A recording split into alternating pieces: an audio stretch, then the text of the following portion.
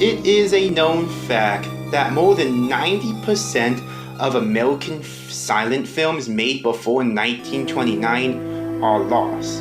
And according to the Library of Congress, estimates that 75% of those lost films are lost forever.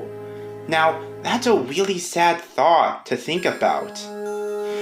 Thousands of people's hard work and passion for something is officially lost forever and will never be seen again. But after we listen to this story, that's probably for the best, as we will see that maybe some pieces of media deserve to stay lost. So join me as we read the tale of the Silent Film Museum.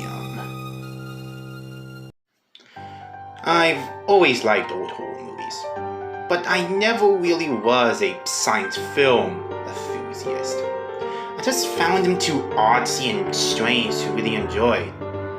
It's like watching a talkies era movie. Well, everybody has been replaced by mimes, and it has awful camera quality.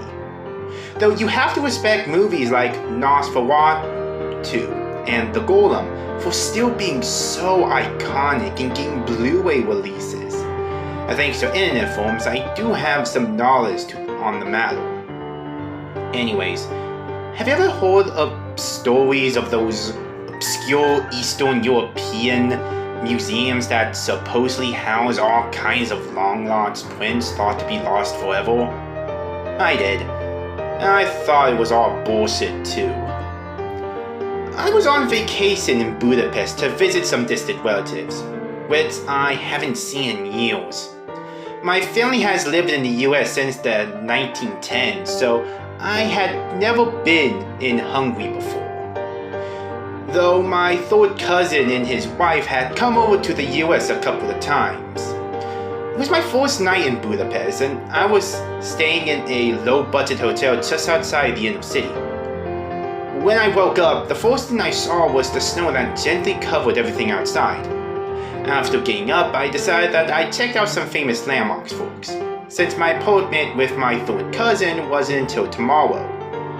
After seeing some famous landmarks and watching Western influenced buildings and Soviet concrete slabs make way for other many times, I decided it was time to go back to my hotel. I was already nearing the area when I stumbled upon an advertisement. It was a faded poster that drew my attention because of the strange black and white images on it, depicting a sad, mime-like face surrounded by what must have been stills from old movies. Above it were some aquatic writing I couldn't understand. Not very inviting, I might say.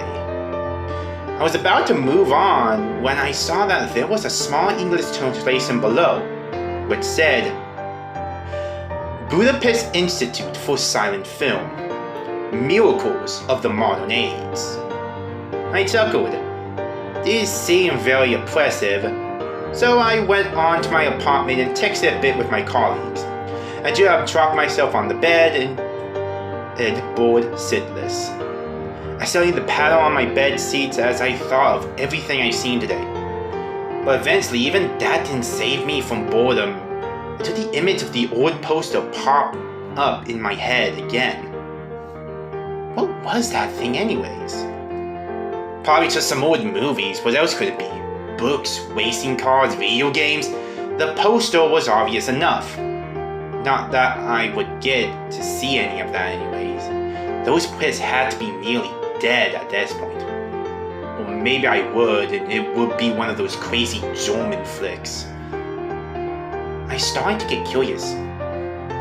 Maybe there would be some exclusives that were never put online. Or hell, even stuff that no one ever knew about before. Screw it, I thought. It couldn't be worse than just sitting on my ass here the entire time, could it? So at about 3 o'clock, I went back outside to where I saw the poster. The sad mime's eyes greeted me from the distance, and I could barely make out the address under all the stills. I will not display them here. I want nobody else to go through this. Not even those who are morbidly curious enough to the point of stupidity. After some research, I finally found the location of the street on the map. The only thing I say about it is that it was far out of Budapest itself. I took a bus ride through the snowy streets, beautiful fields, and eventually the bus dropped me off at what looked like an old warehouse in the cold field with old, featureless concrete buildings. This really didn't seem like the place for an art museum, I thought. For a moment I considered just waiting for the next bus to pick me back up, but I was too curious now. I didn't come all this way here for nothing after all. As I looked around for a bit, I noticed that this part of the city seemed to be quiet. I saw barely any people on the street, and when I did, it was usually a homeless person quietly walking by, treating me as though I didn't even exist. The buildings looked faded, either out of use or just straight out abandoned. A couple of empty streets later, I stood before what had to be the museum. With all the concrete architecture, it looked like just like any other of the buildings here. The windows were faded and scratched. There was graffiti on the walls and tiny cracks in the concrete walls, but it looked like it was still in use, surprisingly. Above the double doors, there was a sign with acrylic text, probably with the title of the museum. After taking a deep breath, I opened one of the doors and stepped inside. Inside, there was what looked like a receptionist lobby, but there was no one around. The walls were white and dirty and completely empty. Once again, I considered leaving now because the whole place was probably abandoned. But then I saw the lobby decks had a bell I could ring. I did, and the echo sent a chill down my spine. Who knew if this building was even inhabited? My thoughts were interrupted by the sound of footsteps getting louder. I turned around and saw a bearded man in an old business suit step into the room from the hallway. He frowned at me with his cold black eyes with an emotion that was impossible to determine. After an awkward silence, he started talking rapidly in Hungarian, wildly pointing his hands to the hallway and back at me. I tried to tell him that I didn't understand, but he was getting wilder by the second, shouting at me and forcing me near the front door, probably to kick me out.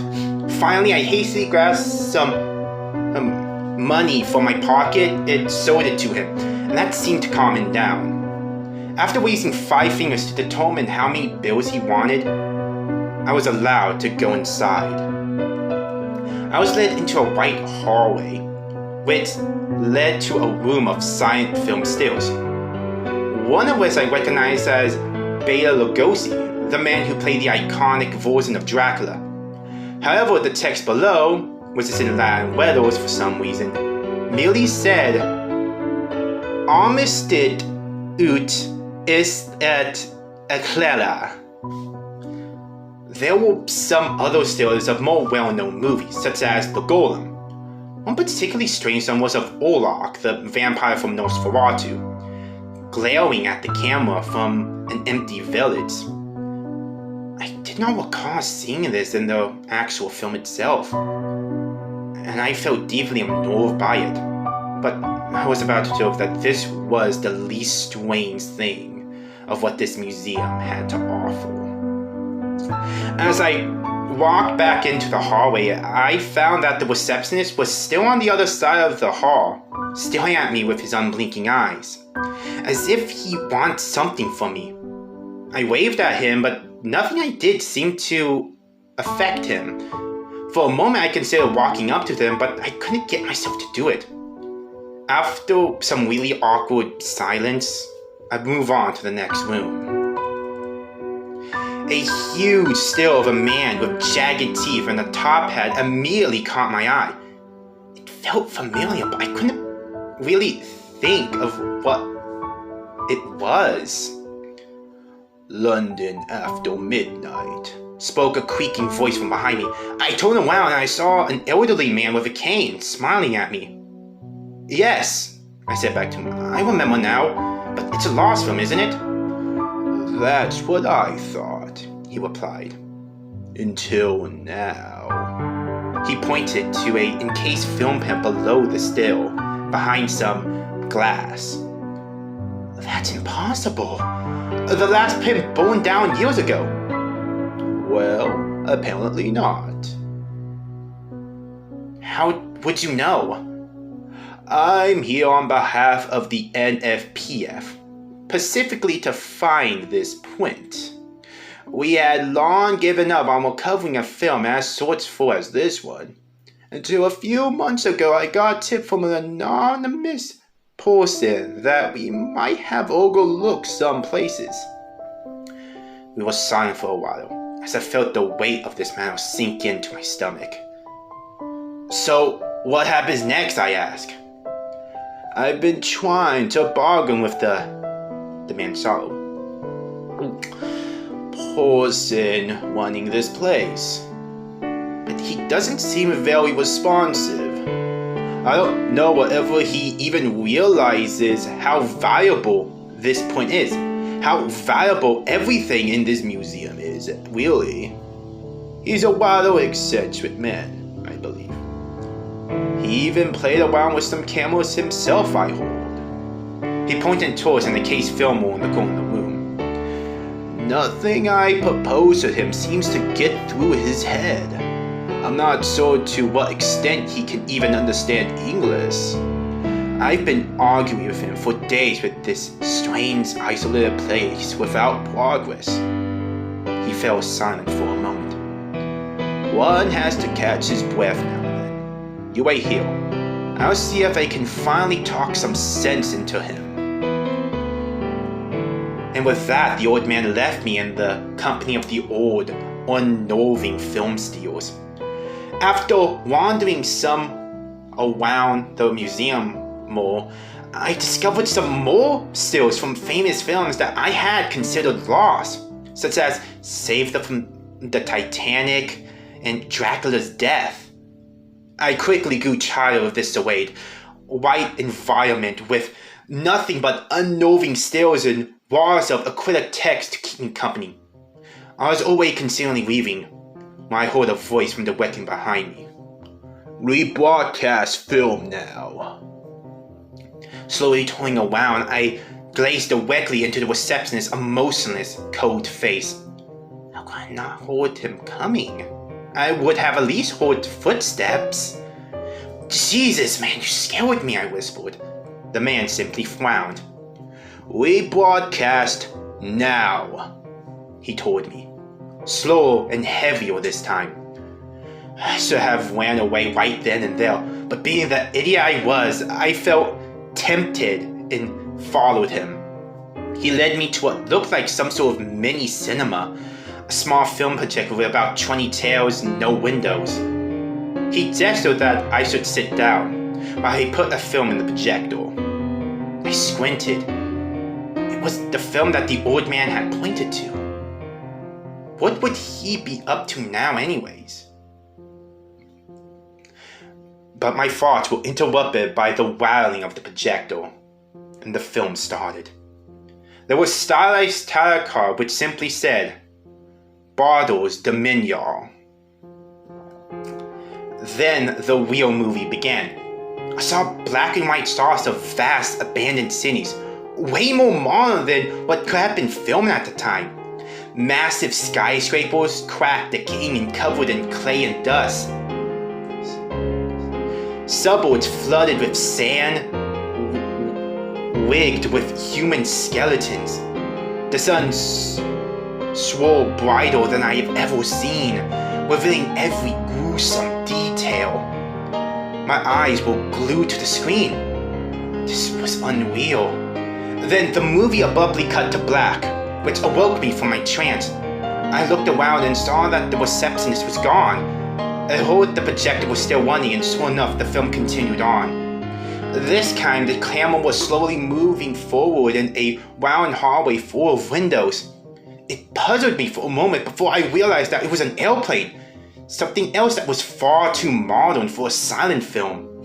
As the camera kept moving forward and slowly swung up and down, I realized that it was meant to be in first person. I saw the man pan down and focus on a watch that looked exactly like mine. I didn't know what to think of this. After a while, the camera went to the side and lowered itself, as if the person it was meant to represent was sitting down in one of the seats. Over time, I noticed that the more and more the person's possessions were identical to my possessions. His briefcase, his clothes, his wallet, which he opened, revealing a picture of my wife. I was paralyzed in fear. For a moment, I considered that this whole experience was just some strange, weird dream. I knew deep inside that it couldn't be. It felt all too real. I saw the plane take off, and for a time nothing significant happened on screen. But I didn't want to leave. I wanted to see what was going to happen to the me on the screen. Suddenly I noticed the pattern of the clouds has changed. The plane was moving downwards. At first it was barely noticeable, but soon enough I saw small objects falling in front of the plane. Slowly I saw the people on the plane get more and more nervous, until they started to freak out, myself included. The camera started shaking wildly and speeding towards no particular place, faster and faster until the light of the plane dimmed and the screen went black in an instant. I noticed that I was sweating as I slowly came out of my trance. I needed to get out of this place, now. I went out of the cinema like a cornered animal, through the halls with black and white stairs until I reached the receptionist's lobby. When I paused for a second to catch my breath, I was about to open the door when I saw an abandoned walking stick lying on the floor like it had been thrown away. The old man. When I realized what this meant, I sped out the door. I never want to be near this place again, ever. After waiting anxiously at the bus stop, I took the bus back to the inner city. As I was walking back to my hotel, I noticed that the poster that led me to the museum was gone. Vanished as if it never existed. I'm at my third cousin's house now. I've been staying here for a few weeks, trying to forget what had happened. He and his family have been very nice to me in hospital, but I feel like they were slowly getting tired of my presence. Eventually, I have to take the plane back home. I have trouble sleeping at night because of what happened at that museum. And even with my family, I don't feel safe. Still, I try and enjoy the last days I spend here, because I know that they will be my last.